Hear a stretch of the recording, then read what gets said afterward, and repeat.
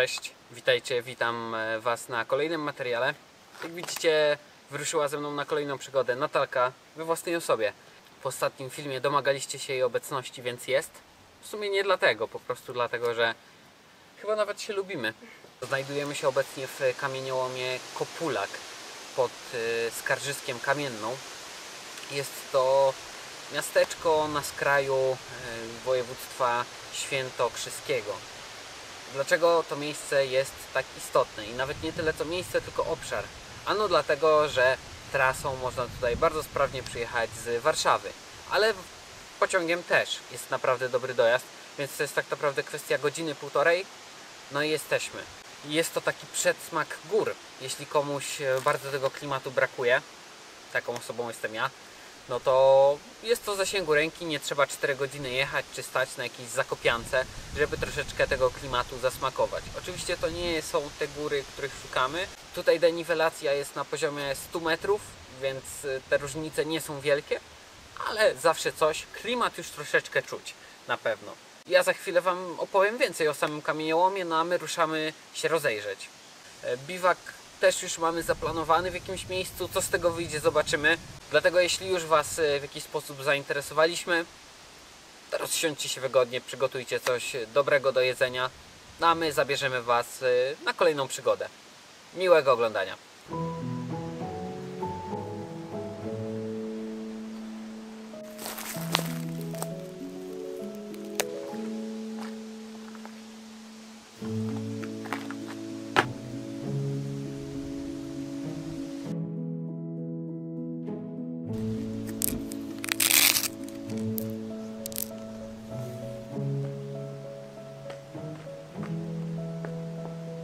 A oto kamieniołom Kopulak.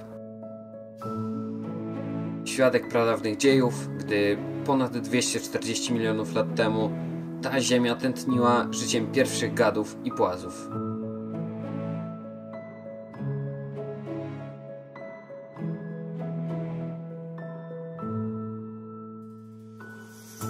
Piaskowce Dolnego Triasu, których odcienie od ochry po głęboką czerwień zawdzięczają minerałom żelaza. Odsłaniają przed nami historię utrwaloną w skałach.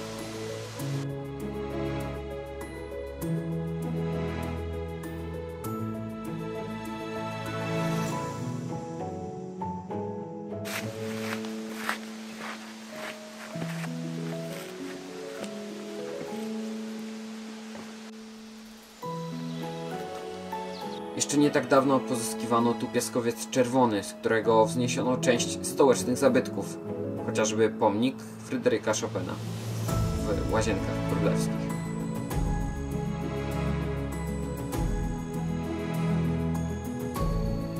Pamiętajcie, by z szacunkiem stąpać po tej ziemi. Skały te kryją tajemnice sprzed milionów lat.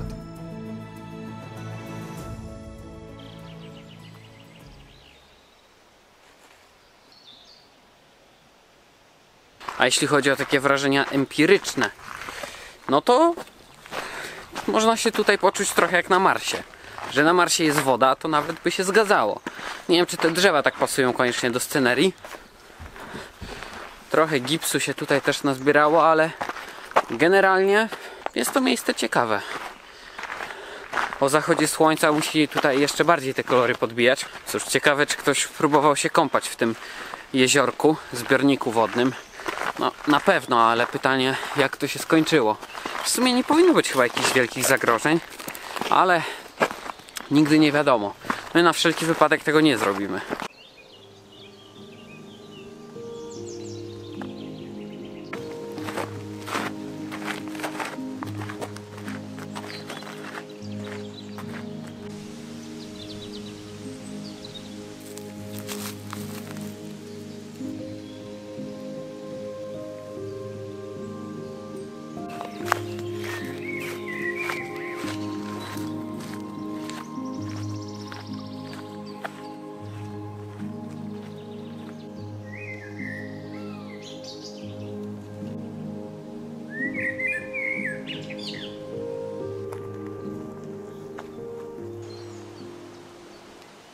podjęliśmy decyzję, że jednak wracamy na kamieniołom.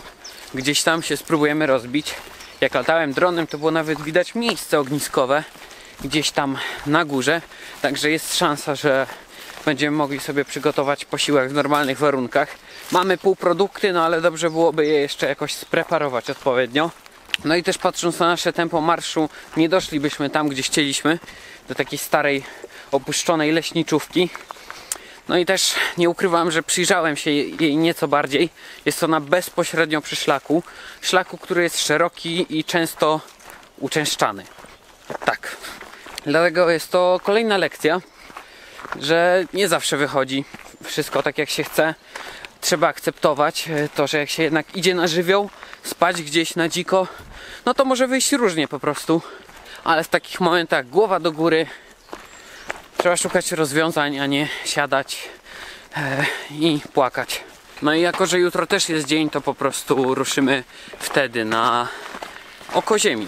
Tak, nie to chorwackie, na to polskie oko ziemi. Zresztą jutro sami zobaczycie.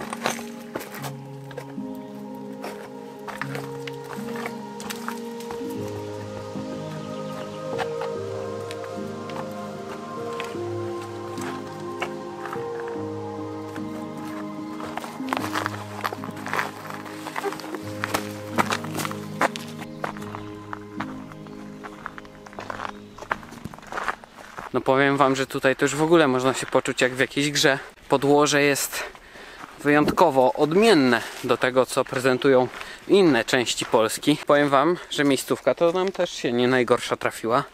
Jest mnóstwo mrówek, to dobrze Natalka zauważyła. Ale nic dziwnego, bo ten materiał jest wyjątkowo plastyczny, kruchy i łatwy do przenoszenia. To już najwyżej rozbijemy się po prostu gdzieś dalej, ale kwestia, że tutaj mamy takie pewne miejsce na ognisko. W razie czego mamy też moskitierę, przez którą raczej mrówki nie przejdą, ale wiadomo, lepiej im się tutaj nie wtryniać.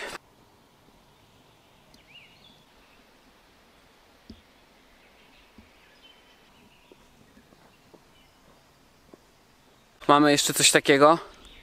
Kawałek płaskiego terenu, fajny widok na kamieniołom. Bardzo fajny widok na kamieniołom. No ale to nie jest kluczowe do spania. Pewny nocleg to powinien być przede wszystkim ten, w którym wy czujecie się pewnie. Ja tutaj nie czuję się pewnie, już pomijam fakt, że jesteśmy w sumie blisko już skarpy, więc można powiedzieć, że jest niebezpiecznie. Wszędzie jest dużo mrówek, naprawdę, trzeba co jakiś czas stuptać. Już nie mam. Właśnie o tym mówię, czasami trzeba dać 2-3 mocniejsze kroki, tupnąć parę razy, żeby je pozrzucać z butów. Więc chyba cofniemy się tam, gdzie po prostu było miejsce ogniskowe i najwyżej zrobimy taką kowbojską nockę bez tropiku. No zobaczymy. Przygoda. Miejsce na ognisko jest. Ognisko jest nam też potrzebne tylko i wyłącznie do przygotowania posiłku, więc tu jakiejś wielkiej filozofii tworzyć nie trzeba. Rozpalić szybko i zrobić co trzeba.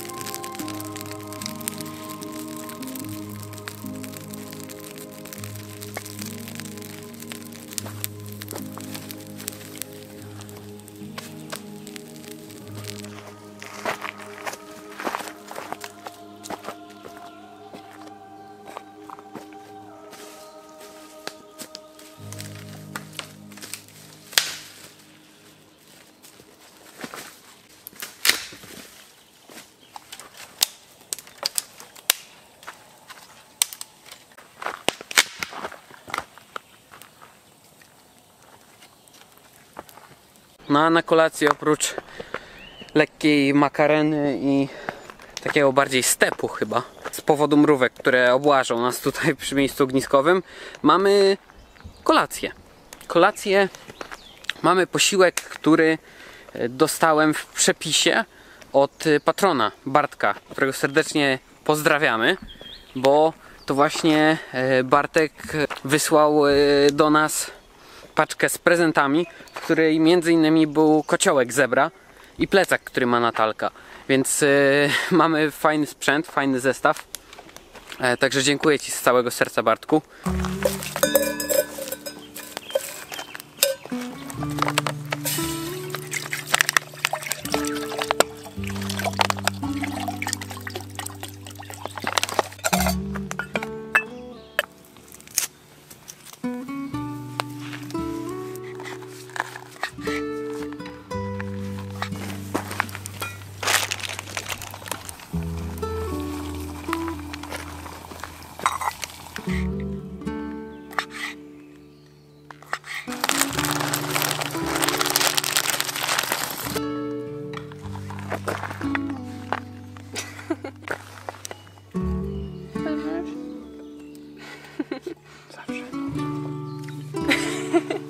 Smacznego.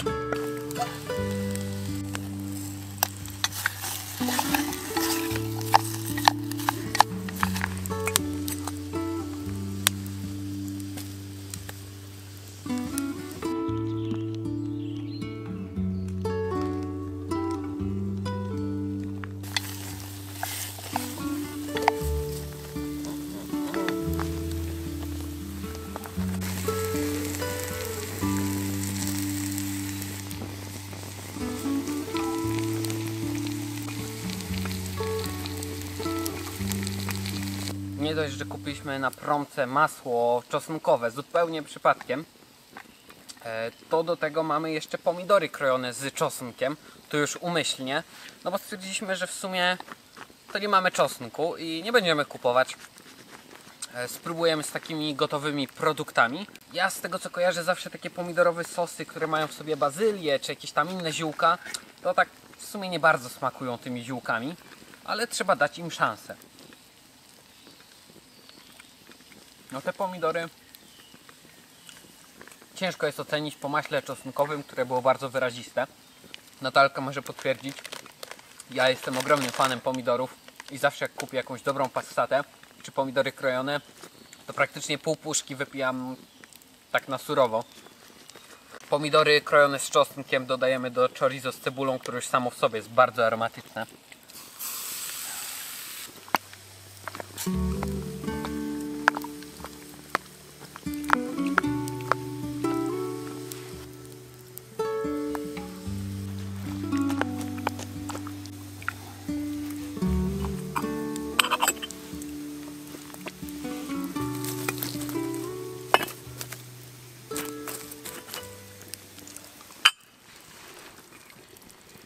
No jakoś trzeba będzie to pomieścić, słuchajcie. Ale wydaje mi się, że po prostu weźmiemy te dwa kociołki na dół. I tam na dole mamy plan zjeść, gdzie jest już spokój i tyle mrówek nie ma i tam to sobie jakoś wymieszamy.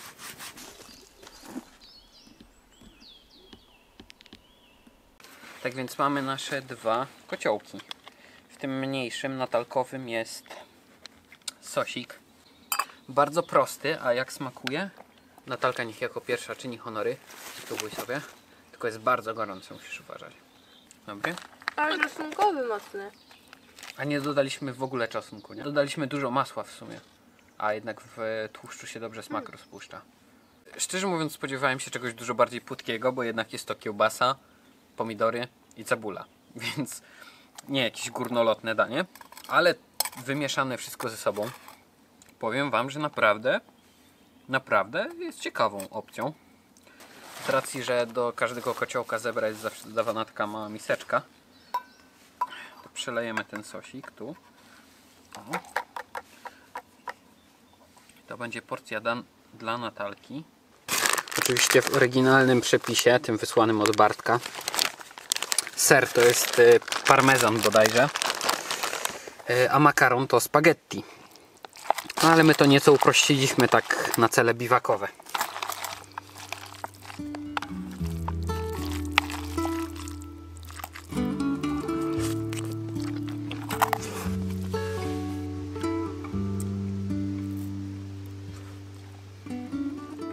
No cóż, tak jak wcześniej wspomniałem, jest to naprawdę proste, ale smakuje zadziwiająco dobrze wręcz. Ja jedynie się zastanawiam, czy nie mamy tutaj mrówki gdzieś zapodzianej, bo ja bym się wcale nie zdziwił, jakby jakaś ostatecznie komuś na ząb trafiła. Oczywiście moglibyśmy zejść po prostu niżej, tak jak teraz, i tu robić ognisko, ale jednak tam było miejsce ogniskowe. Ja nie jestem fanem rozorywania terenu pod cele biwakowe. Jest to swego rodzaju leave no trace. Jeśli jest miejsce na ognisko, po prostu wystarczy z niego skorzystać, a nie robić drugie, trzecie, piąte, kolejne. No i gdzieś tutaj pewnie rozstawimy sobie namiot.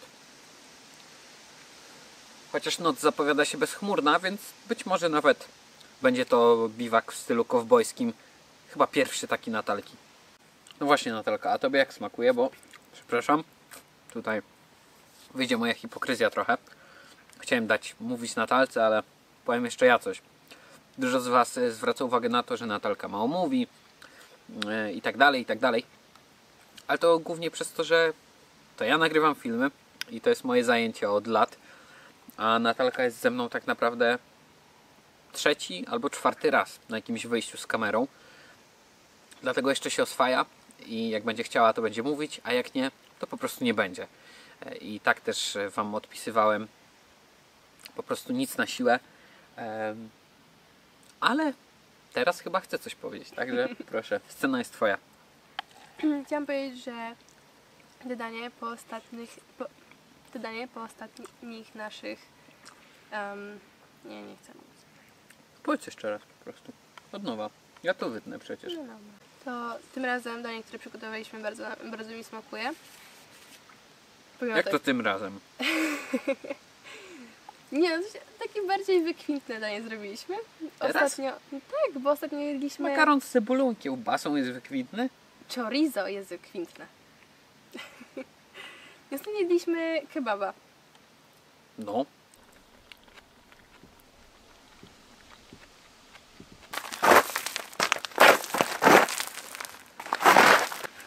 Wbrew pozorom takie ułożenie się na gołej skale to nie jest zły pomysł. Jeśli nie zamierzamy tutaj kotwiczyć nic, a my nie zamierzamy tylko rozstawić karimaty, to jest to w sumie nawet miejsce najlepsze, bo nie powinno być jakiejś wielkiej kondensacji.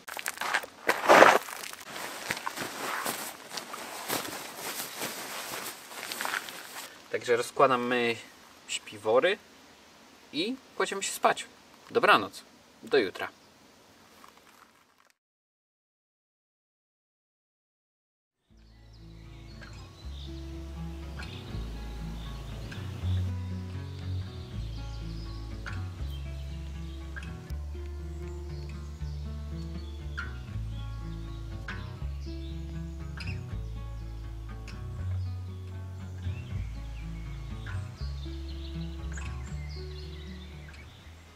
Witam Was o poranku, dość rzeźkim. No, okazało się, że jeszcze przydało się rozstawić ten spód od namiotu. W sumie cały namiot po prostu rzuciliśmy tutaj na płasko, żeby się nie pobrudzić, bo powiem Wam, że ten pył naprawdę wchodzi wszędzie. No, mrówek nie było. Tą kondygnację niżej jak zeszliśmy, to już był spokój, a obawiałem się tego, że taka nocka pod gołym niebem może się skończyć tym, że po prostu oblezą nas robaki. Nie mówiłem tego Natalce, no ale na szczęście się to nie stało. Taka jest nocka pod gołym niebem. Jak się śpi po kowbojsku, to trzeba się liczyć z tym, że jesteśmy narażeni na wszystko. No ale widok gwiazd wieczorem był godny, był warty raczej tego poświęcenia. No co prawda dzisiejszy widok z rana nie zaskoczył. Dzisiejszy dzień miał być słoneczny. Całkiem wysoka temperatura, a tutaj szaro, buro i ponuro. No i ruszamy dalej na przygodę. Przydałoby się przygotować jeszcze śniadanie, ale chyba już odpuścimy sobie to miejsce i po prostu w następnej lokalizacji będziemy tam próbować coś przygotować. Także ruszamy dalej, a ja pakuję resztę sprzętu, to co zostało.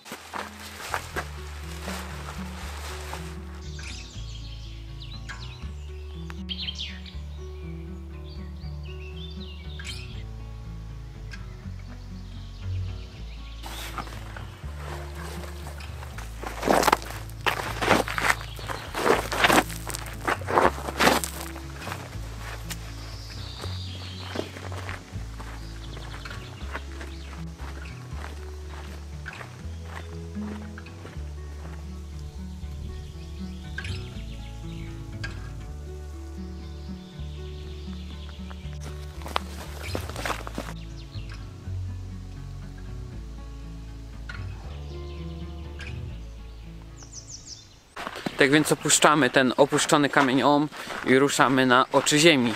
Już lada moment się dowiecie i w sumie my też dowiemy, czy jest to miejsce warte odwiedzenia. Na pewno warte odwiedzenia jest ten kamieniołom, bo tak jak mówię, jest to taki trochę ewenement. Natomiast dotarcie tutaj już takie proste nie jest. Chociaż trudne też, nie przesadzajmy. Biegną tutaj dwie drogi, więc na pewno ten, kto chce, ten sobie poradzi. Aczkolwiek są to drogi takie bardzo mało uczęszczane, które są zarośnięte i napawają wątpliwością.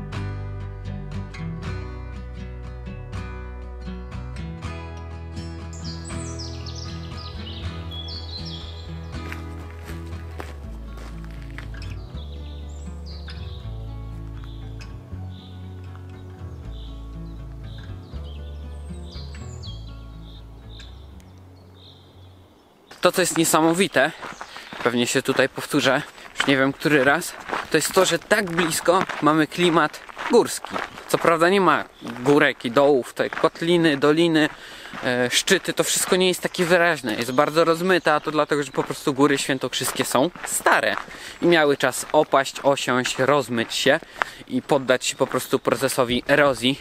Aczkolwiek jest tutaj to, co lubię, ten klimat taki, że mamy skały, które gdzieś tam się wygrzebują spod warstwy gleby. Mamy świerki, których brakuje na Mazowszu.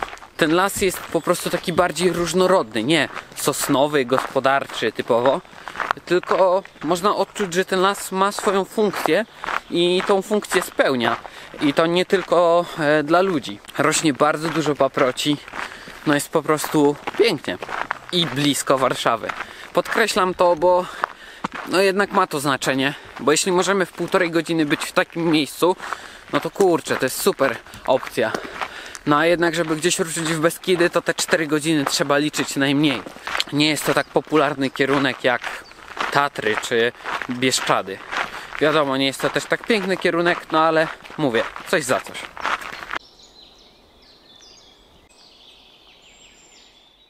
Pokrótce przedstawię Wam dzisiaj sponsora dzisiejszego odcinka, jakim jest firma EcoFlow. Producent z takich stacji zasilania. W tym przypadku jest to stacja zasilania EcoFlow River 3 Max. Jest to bratnia stacja do tej, którą pokazywałem Wam parę odcinków temu, z tym, że jest ona po prostu powiększona. Dzięki czemu ma 572 Wh pojemności, działa przy 600 W, a w trybie boost nawet przy 1200 W. Także bez problemu zasili laptop czy nawet jakąś przenośną lodówkę, a mi świetnie się sprawdza jako taka stacja bezpieczeństwa, gdzie mogę na spokojnie naładować sprzęt na jakichś wyprawach, chociażby takich jak ta. No a dzięki przewodnikom GAN stacja jest kompaktowa, cicha i wydajna. Ma też funkcję UPS, dzięki której w ułamku sekundy, i to dosłownie, przełączy się i zapobiegnie uszkodzeniu waszego sprzętu. Oczywiście wszystkie te wartości, które prezentuje stacja, mogę sprawdzać w aplikacji mobilnej. No i tak samo jak ta ostatnia wersja, którą Wam pokazywałem, ma masę wejść i wyjść, dzięki którym możecie sprawnie ładować sprzęt i naprawdę szybko go ładować. Tak jak mówiłem, dla mnie dużo lepiej jest taką stację zasilenia podłączyć na pół godziny w domu i mieć później zapas energii na kilka dni wyprawy, niż ładować masę powerbanków i martwić się, co zrobić z nimi po drodze. Także jeśli jesteście zainteresowani zakupem, zapraszam do linku w opisie. To koniec fragmentu sponsorowanego i życzę Wam dalszego miłego oglądania.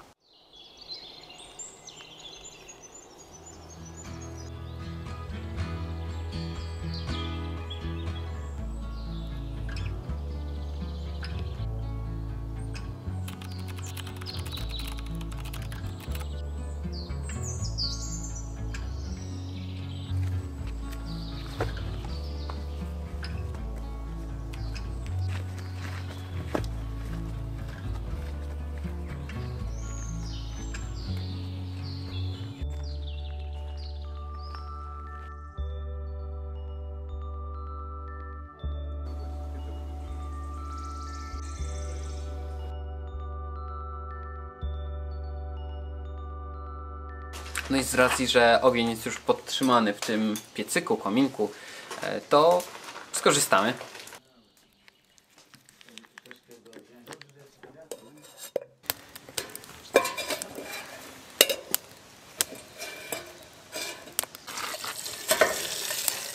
Na człowieka.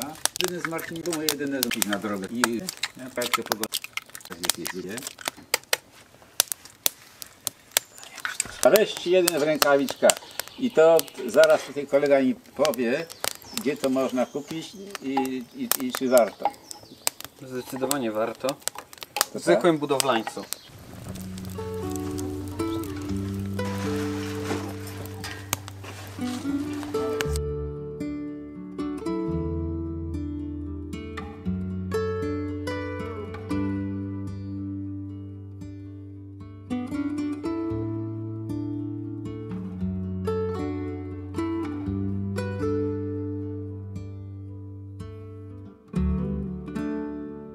Śniadanie klasyka, no i mamy tutaj kanapki z masłem, z humusem, jajecznica z 10 jajek też jest już gotowa. Oczywiście do tego jeszcze plaster pomidora.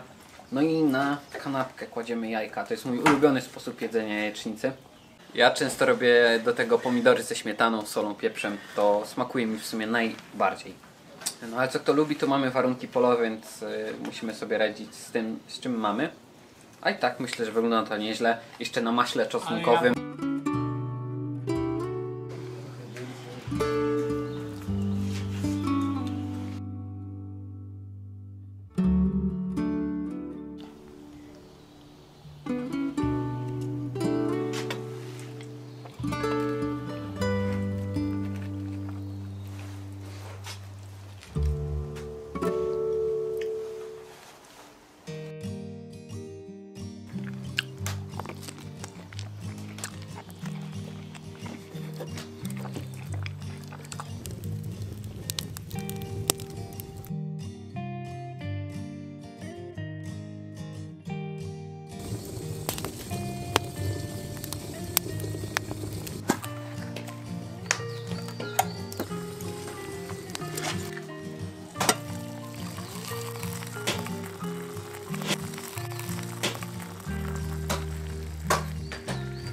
Śniadanie mistrzów już pokonane, ale oczywiście trzeba posiłek zakończyć deserem. No i tutaj mamy ciasto truskawkowe, jako że jest sezon. Może tego nie widać przez to, że jest zimno, bo ile jest? Chyba ze 12 stopni teraz.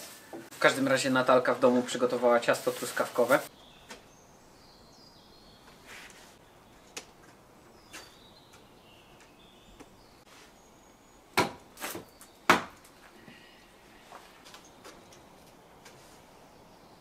I żeby jeszcze urozmaicić, żeby jeszcze dołożyć cukru,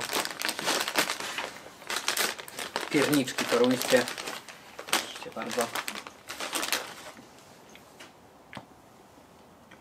O, twarde.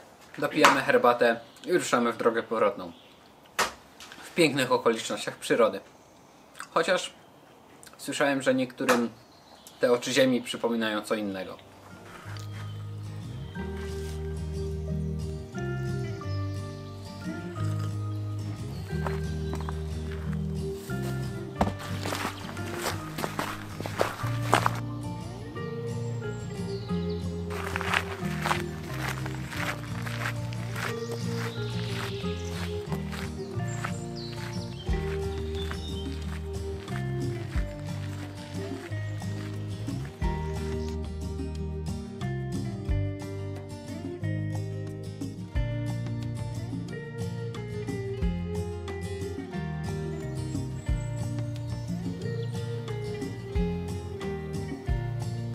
Cóż, pogadaliśmy sobie trochę z panem, który z tego co powiedział był tam po raz setny w tym roku.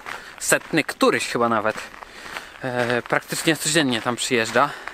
Zarządza tym miejscem tak prywatnie. Ale jednak zajawka jest i super. I to jest świetny pomysł na emeryturę. No a my zmierzamy już w kierunku auta, także dziękujemy wam za obecność. Dajcie znać jak się podobał ten film. Taki chaotyczny wyszedł. Miałem trochę inny plan. Mieliśmy spać gdzie indziej. Ogólnie dużo się pozmieniało. Nie za bardzo przypominało to co zakładałem, ale takie właśnie są przygody. Mówię to już nie wiem który raz, ale taka jest prawda. Właśnie dlatego nie bukujemy sobie nocy w hotelu, tylko śpimy pod milionem gwiazd, żeby po prostu czerpać radość z tych przygód, bo nawet w taką szarówkę jak dzisiaj ten las jest niesamowity. Oczywiście jeśli chcielibyście mnie wesprzeć w jakiś sposób, to możecie zakupić koszulki wygodne, szybko schnące, wyprodukowane w Polsce. Zresztą śpiewkę pewnie znacie, więc nie będę jej przywoływał. Naszywki też są. Do tego jest link w opisie. No i dziękuję patronom. Dziękuję wam z całego serca. Szczególnie Bartkowi, bo to właśnie on wysłał do nas paczkę z prezentami, których używamy, które się przydają na biwakach. Dzięki Bartku. Proszę sprawdźcie skrzynkę mailową, grupę na Facebooku, bo tam wrzucam informacje na bieżąco. A teraz informacja do reszty osób. Możecie odwiedzić moje media społecznościowe. Tam publikuję oczywiście na bieżąco informacje o tym, co u mnie, plany wyprawowe i inne ciekawostki. Jeśli na przykład chcielibyście mnie spotkać, poznać, pogadać, to też jest opcja, bo w te lato będę prowadził 2 prelekcje. Może więcej, może mniej, zobaczymy w sumie, ale raczej mniej nie. Wszystko jest tam publikowane na bieżąco. Dzięki jeszcze raz za udział w przygodzie, za obecność. Dajcie znać, czy się podobało. No i do następnego. Trzymajcie się. Cześć. A, i jakie miejsce polecacie odwiedzić w Świętokrzyskim? Może jest coś, co mi umknęło. Sekcja komentarzy jest wasza.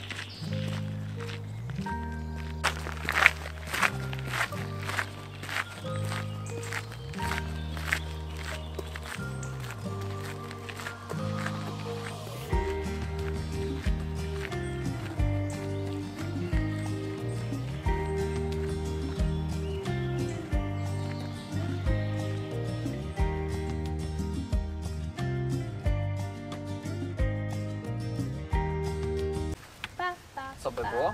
Z kamieniny. Z kamieni. Pa. Raz. Błyszczą się.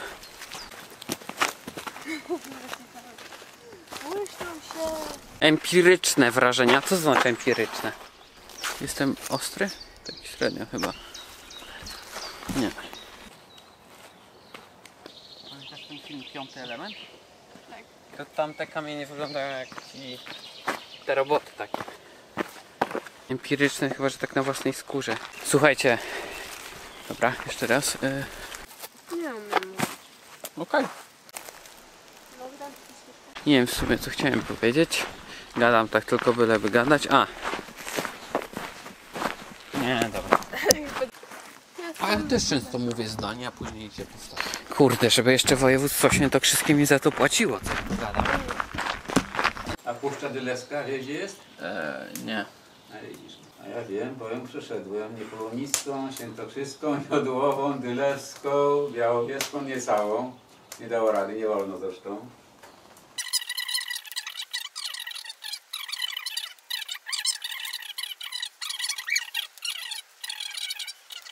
Ale ich zagadałem. Daj mi spokój. Można i tak. A Jeśli... ta część dla turystów to jest rozczarowana. Nie wiem czy wy też tak robicie, ale ja często robię... Powiedz mi, a jakie coś ma czasem robić? Ja często robię pomidor... Jak ma czasem to?